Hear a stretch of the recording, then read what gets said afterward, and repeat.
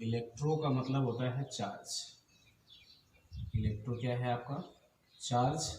और स्टैटिक्स का मतलब होता है रेस्ट। चार्ज रेस्ट में होना चाहिए, वहाँ पर इलेक्ट्रोस्टैटिक्स की बात होगी, ठीक है ना। अब चार्ज जो होता है वो क्या होता है? चार्ज किसी पदार्थ का वह गुण है जिसके कारण उस पदार्थ में विद्युत या चुंबकीय प्रभाव उत्पन्न होते हैं। इट मीन्स अपन कहें चार्ज जो है, चार्ज आपका रेस्ट में है। चार्ज किस में है? रेस्ट में है। तो रेस्ट में है, it means V is equal to आपका 0 होगा। और V इज इक्वल टू 0 होगा तो क्या प्रोड्यूस होगा? Electric field. और चार्ज जो है वो आपका मोशन में होगा, इट मीन्स V जो है आपका 0 नहीं होगा, V is not equal to 0। उस समय अपने को क्या मिलेगा? इलेक्ट्रिक फील्ड तो मिलेगा ही मिलेगा। इलेक्ट्रिक फील्ड तो अपने को मिलेगा ही मिलेगा, अपने को मैग्नेटिक फील्ड भी मिलेगा।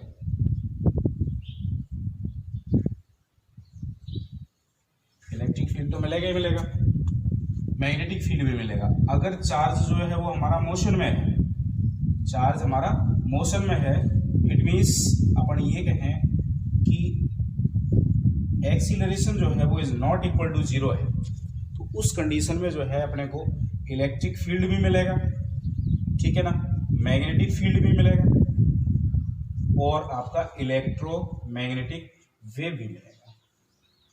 इलेक्ट्रोमैग्नेटिक वेव जो है वो 12th क्लास का लास्ट चैप्टर है। इलेक्ट्रोमैग्नेटिक वेव की अपन वहां बात करेंगे, ठीक है ना। इसके बाद अपन देख लेते हैं कि चार्ज जो है वो कितने प्रकार का होता है। चार्ज आपका 2 प्रकार का है। नंबर फर्स्ट, आवेश के प्रकार। आवेश के प्रकार, तो आवेश के प्रकार, आवेश कितने प्रकार का है? Positive. Number 2, negative. Positive charge जो है वो आपका इलेक्ट्रॉन की कमी को दर्शाता है, इलेक्ट्रॉन की कमी को दर्शाता है। और नेगेटिव चार्ज आपका इलेक्ट्रॉन की अधिकता को दर्शाता है। फॉर एग्जाम्पल, कोई 2 बॉडी है, मान लो ये कांच की छड़ है और ये आपका रेशम का कपड़ा है। यहां से इलेक्ट्रॉन ट्रांसफर होंगे, यहां से इलेक्ट्रॉन ट्रांसफर होंगे, कहां से? कांच की छड़ से। कांच की छड़ से इलेक्ट्रॉन ट्रांसफर होंगे और रेशम पर आ जाएंगे। किस पर आ जाएंगे? रेशम पर आ जाएंगे। इट मीन्स अपन ये कह सकते हैं कि कांच की छड़ में इलेक्ट्रॉन की कमी हो जाएगी और रेशम के कपड़े में जो है इलेक्ट्रॉन की अधिकता हो जाएगी, ठीक है ना। ऐसे बहुत सारे एग्जाम्पल हैं। जब धनात्मक और धनात्मक आवेश यानी पॉजिटिव और पॉजिटिव चार्ज पास पास आता है, नोट डाउन कर लीजिए इसमें कि जब सजातीय आवेश, सजातीय आवेश पास पास आते हैं, पास पास आते हैं, तब उनमें प्रतिकर्षण पैदा होता है। प्रतिकर्षण पैदा होता है। अब सजातीय आवेश का मतलब प्लस प्लस भी हो सकता है, माइनस माइनस भी हो सकता है, ठीक है ना। विजातीय आवेश आपके हैं, विजातीय आवेश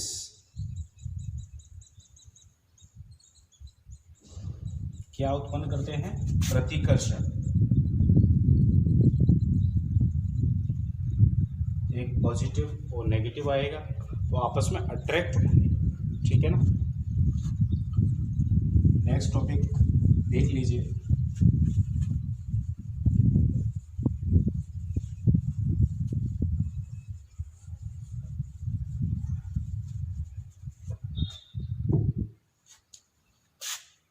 आवेश को प्राप्त करने की विधियां।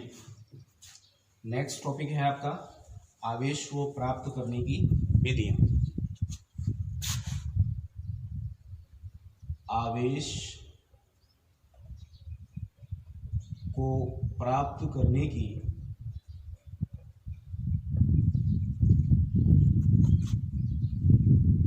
विधियां कि आवेश को जो हम प्राप्त करते हैं वो कितनी विधियों द्वारा प्राप्त कर सकते हैं। नंबर फर्स्ट आपका है घर्षण द्वारा, बाय फ्रिक्शन। नंबर सेकंड चालन द्वारा, बाय कंडक्शन।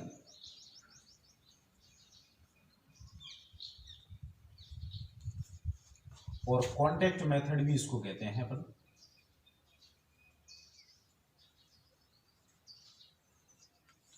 नंबर थर्ड आपका है प्रेरण द्वारा, काफी इंपॉर्टेंट टॉपिक है ये, बाय इंडक्शन।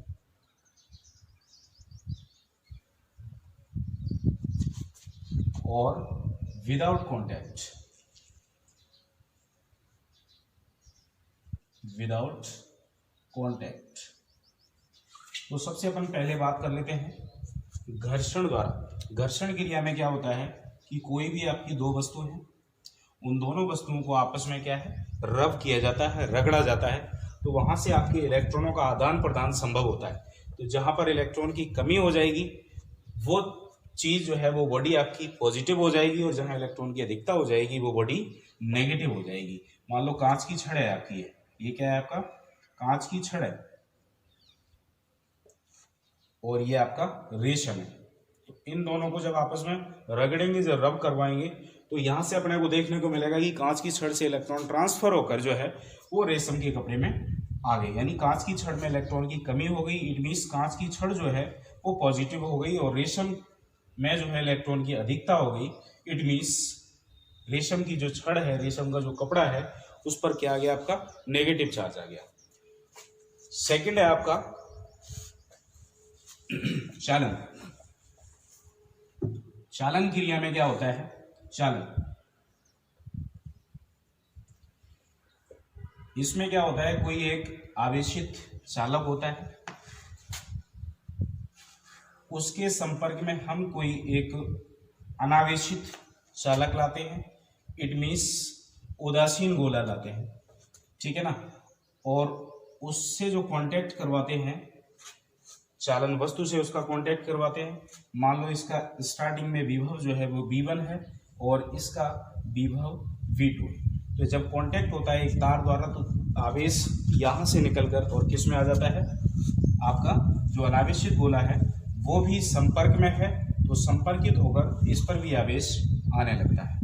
और ये प्रक्रिया तब तक चलती रहती है जब तक कि दोनों के विभव जो है वो समान नहीं हो जाते, it means V1 is equal to V2 नहीं हो जाता, और दूसरे शब्दों में अपन यूं कहें कि दोनों का विभवांतर जो है वो जीरो नहीं हो जाता, तब तक ये प्रोसेस जो है बेटा चलता रहता है।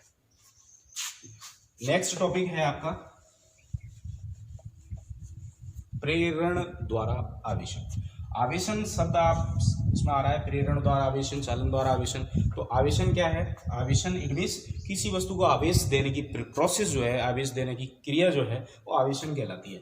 थर्ड टॉपिक है आपका प्रेरण क्रिया। तो प्रेरण क्रिया में क्या होता है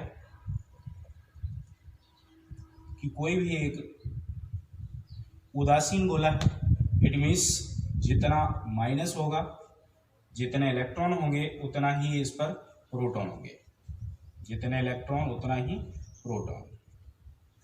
इसको हमने किसी कुचालक स्टैंड से खड़ा कर दिया है, ठीक है ना, स्टेप फर्स्ट है ये।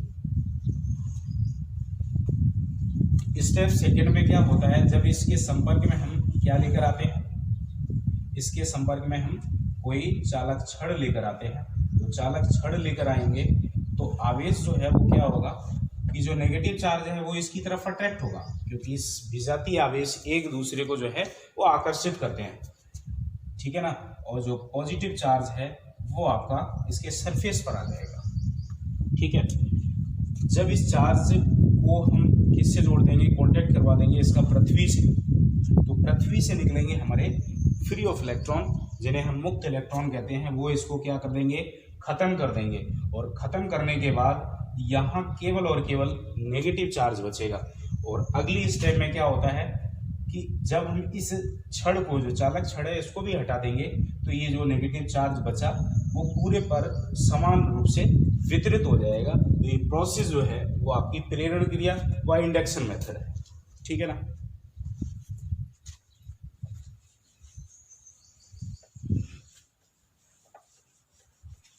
कॉपी और पेन निकालकर साथ साथ नोट डाउन करते रहिए आप, क्योंकि नोट्स जो खुद के बनाए होते हैं वो काफी इंपॉर्टेंट रहते हैं। थर्ड नेक्स्ट टॉपिक है आपका प्रॉपर्टीज ऑफ इलेक्ट्रिक चार्ज, यानी गुणधर्म। क्या प्रॉपर्टीज हैं इसकी?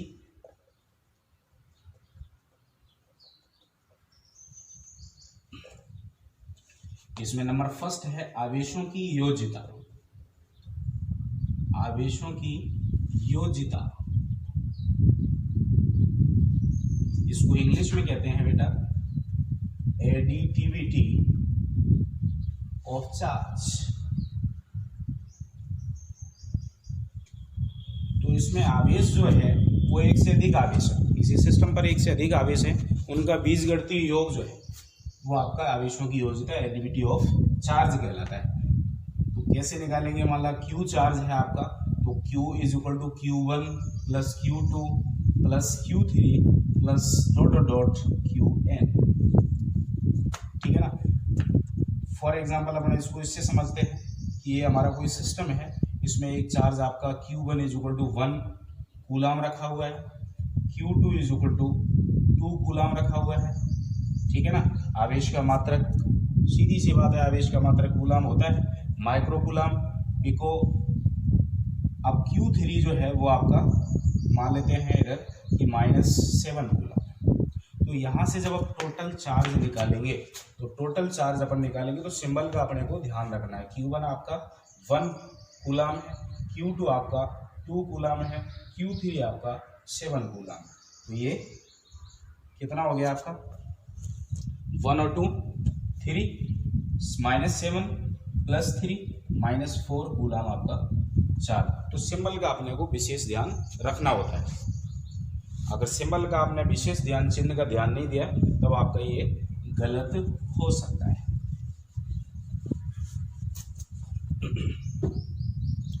चार्ज जो है वो आपका स्केलर क्वांटिटी है। चार्ज कैसी क्वांटिटी है? स्केलर क्वांटिटी है। इसका SI मात्रक जो है वो आपका कूलाम होता है। और एक यहाँ से Q is equal to IT और होता है, वहां से इसका जब मात्रक निकालेंगे तो आपका I एम्पियर है और T टाइम है, तो एम्पियर सेकंड भी होता है इसका।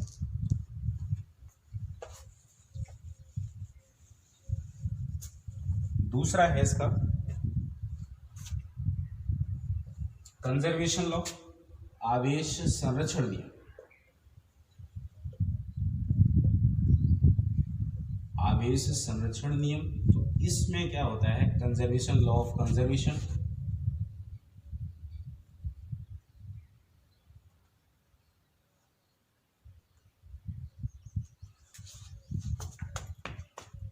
सीधी सी बात है, आवेश को न तो उत्पन्न किया जा सकता है और न ही नष्ट किया जा सकता है।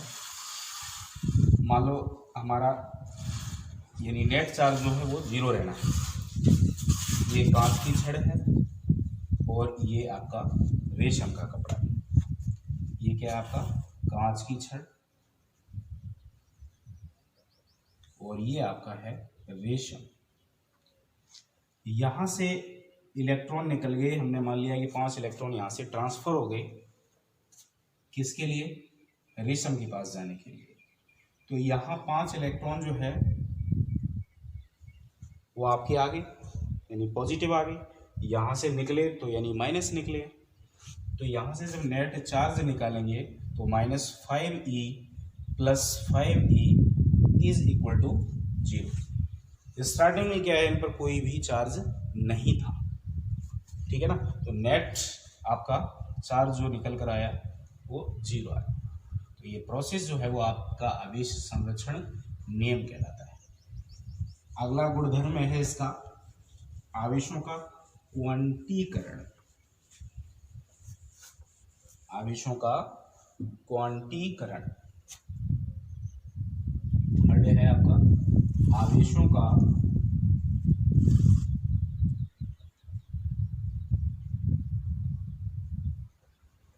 क्वांटीकरण या परमाणुकता। Quantization of electric charge. इस प्रक्रिया में आवेश जो है मूल आवेश E के गुणक के रूप में रहता है, मल्टीपल इंटीग्रल के रूप में, ठीक है ना। जहां आपका n क्या है 0 +-1 +-2 +-डॉट। इस तरीके से नहीं हो सकता आपका 1/3 +-1/3 4/3 +-4/, इस तरीके से अपॉन में नहीं होगा, यानी भिन्न के रूप में नहीं होगा, ठीक है ना। E जो है वो आपका एलिमेंट्री चार्ज है, जिसको हम मूल आवेश कहते हैं। दुनिया में पाए जाने वाला सबसे छोटा आवेश मूल आवेश कहलाता है। सब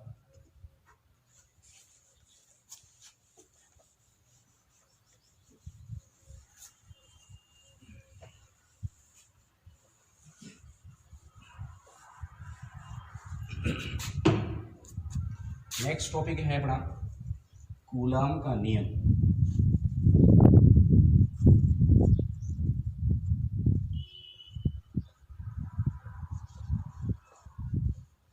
कूलाम का नियम, कूलाम्स लॉ।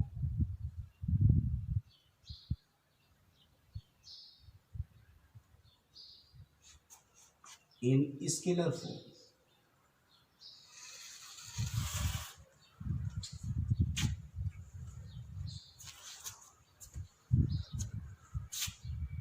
कूलाम ने क्या बताया आपको 1785 ईस्वी में इस नियम का प्रतिपादन किया, और उन्होंने ये बताया कि दो चार्ज हैं आपके Q1 और Q2, दोनों r मीटर डिस्टेंस पर आपके रखे हुए हैं।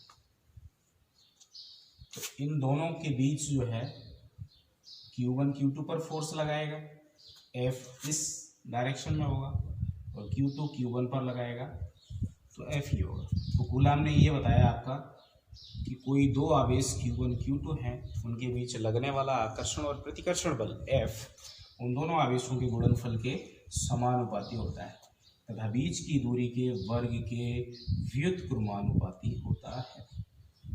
तो from first and second we get, समीकरण 1 और 2 से अपने को क्या मिला कि F Q1 Q2 upon r², ठीक है ना। यहाँ से अपन ये सिंबल हटेगा तो आपका कांस्टेंट आ जाएगा कूलामी नियतांक, और इसको हम लिख सकते हैं 1/4πε0 Q1 Q2 अपॉन r²। यहाँ K भी लिख सकते हैं, तो K जो है यहाँ रिप्रेजेंट करेगा परावैद्युतांक को। ये क्या है आपका परावैद्युतांक, परावैद्युतांक डाइलेक्ट्रिक कांस्टेंट, और इनके बीच जो रिलेशन है वो आपका ε0 into K is equal to epsilon. यहाँ से K is equal to epsilon upon ε0, ये आपका परावैद्युतांक, ये आपकी माध्यम की विद्युतशीलता, ε0 है निर्वात अथवा वायु की विद्युतशीलता है, ठीक है ना। तो यहाँ से आप चाहें तो K का मात्रक भी निकाल सकते हैं, क्रॉस मल्टीप्लाई करेंगे FR² is equal to K Q1 Q2, तो K इज इक्वल टू क्या आ जाएगा FR² newton metre square upon coulomb square. और जब ε0 का आप यूनिट निकालेंगे तो ε0 का यूनिट जस्ट उल्टा हो जाएगा, यानी कूलम स्क्वायर पर न्यूटन मीटर स्क्वायर। आप निकाल कर देख सकते हैं।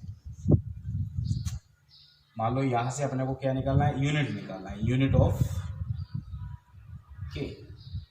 तो क्रॉस मल्टीप्लाई करेंगे FR² is equal to K Q1 Q2, तो K is equal to FR² upon Q1 Q2, क्या बन जाएगा यूनिट न्यूटन मीटर स्क्वायर पर कूलम स्क्वायर, ठीक है।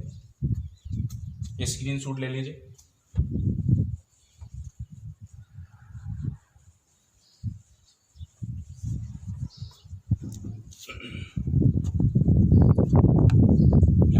हम इसको इस तरीके से भी लिख सकते हैं कि F is equal to 1/4 pi epsilon Q1 Q2 upon R square. ये आपका relation epsilon 0 into K epsilon, ठीक है। और यहाँ से आप एप्सिलॉन 0 की डायमेंशन निकालेंगे या मात्रक निकालेंगे। मान लो आप अगला है एप्सिलॉन 0 की विमा निकालेंगे, इंपॉर्टेंट टॉपिक है। तो एप्सिलॉन 0 की जब विमा निकालेंगे तो आप इसको देख लो कि वी नो दैट एप्सिलॉन 0 की विमा निकालने के लिए पूछी जाती है कि F is equal to 1/4 pi epsilon 0 Q1 Q2 upon R square. तो एप्सिलॉन 0 इज इक्वल टू यहाँ आ जाएगा, तो 1/4 pi F Q1 Q2 upon R square. तो एप्सिलॉन 0 की विमा आपकी हो जाएगी, देखो Q1 Q2 आपका चार्ज है, तो charge Q is equal to AT से, तो ये हो जाएगा A2T2 अपॉन में M बल की विमा MLT-2 इंटू R दूरी है L2, ठीक है। तो यहाँ से टोटल जो डायमेंशन निकल के आ जाएगी आपकी, वो क्या आ जाएगी, इसको सॉल्व कर लेते हैं। एप्सिलॉन 0 की डायमेंशन निकल के आ जाएगी, आपको क्रम से लिख देते हैं। M कहीं नहीं है तो M-1 L3 हो जाएगा ये, और ऊपर जाएगा L-3 हो जाएगा, ठीक है। T-2 है, T ऊपर है, T4 हो जाएगा, A आपका ऊपर ही है, A2 हो जाएगा। ये आपकी एप्सिलॉन 0 की विमा निकल कर आ गई, ठीक है। सीमाएं क्या है, कूलाम के नियम की सीमाएं, limitations of coulombs law, coulomb के नियम की सीमाएं। कूलाम का नियम जो है कब कब जो है आपका वैलिड है। चार्ज आपका स्टैटिक होना चाहिए, स्टैटिक चार्ज होना चाहिए, मतलब स्थिर आवेश होना चाहिए, पॉइंट चार्ज होना चाहिए, और R जो है वो आपका 10⁻⁻15 metre, R is greater than 10⁻⁻15 metre होना चाहिए आपका।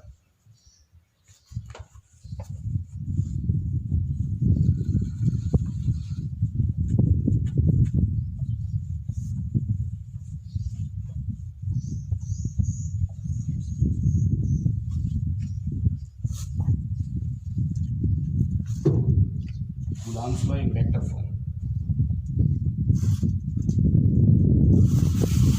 Coulomb's law in vector form. सदिश रूप,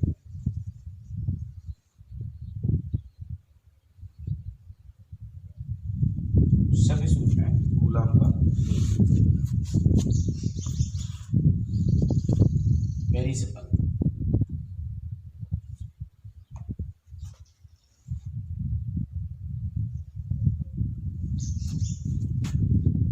एक्स अक्ष, ये आपका वाई एक्स। मान लिया Q1 चार्ज आपका ये है और Q2 चार्ज जो है वो ये है।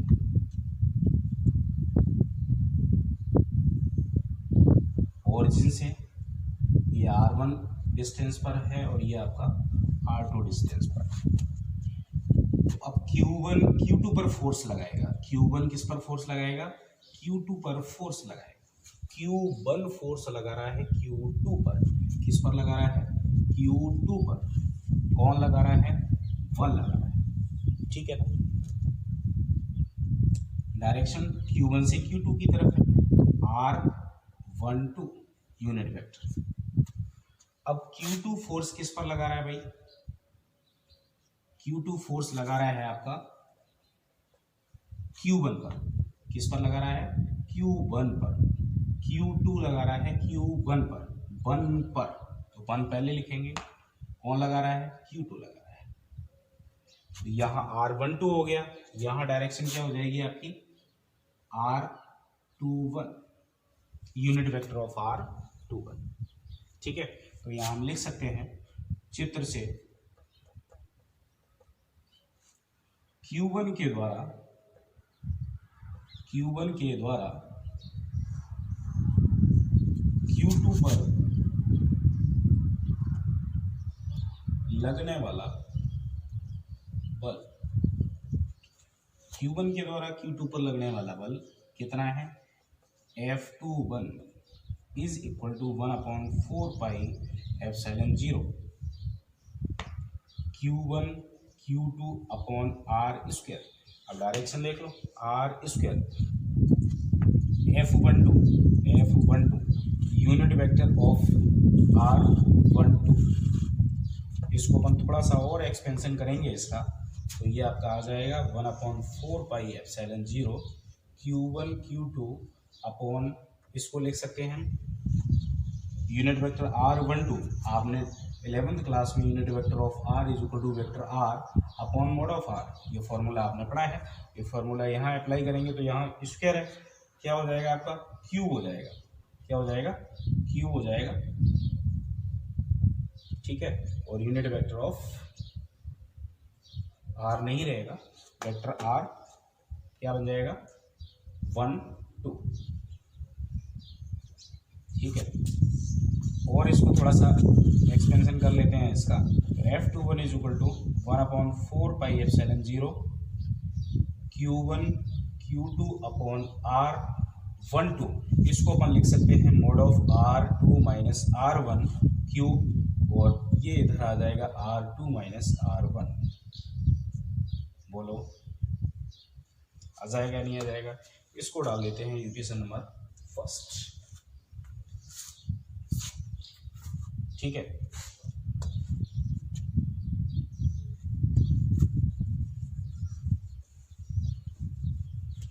इसी प्रकार आपका Q2 के द्वारा Q1 पर लगने वाला बल निकल आएगा, ये F21 है, वो आपका क्या निकलेगा? F12। बिल्कुल सेम इसी प्रकार 1/4 पाई एप्सिलॉन 0 Q1 Q2 है, तो यहाँ भी आपका Q1 Q2 रहेगा, Q2 Q1 कर लो, एक ही बात है। R यहाँ आपका क्या निकल के आया था? F12, तो F12 के लिए डायरेक्शन आपका R21 है, तो यहाँ R21 यानी R1 minus R2 mode of Q unit R1 minus R2, बिल्कुल सेम प्रोसेस। इसको डाल देते हैं अपन सेकेंड। अब देखो कॉमन क्या आ रहा है दोनों में से? 1/4 पाई एप्सिलॉन 0 कॉमन आ रहा है, एप्सिलॉन 0 कॉमन आ रहा है आपका Q1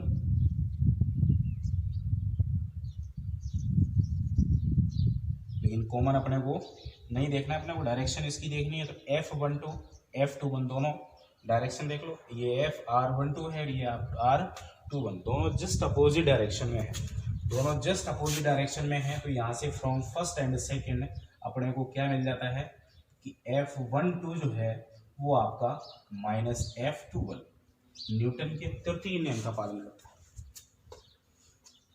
very very important, screenshot ले लीजिए।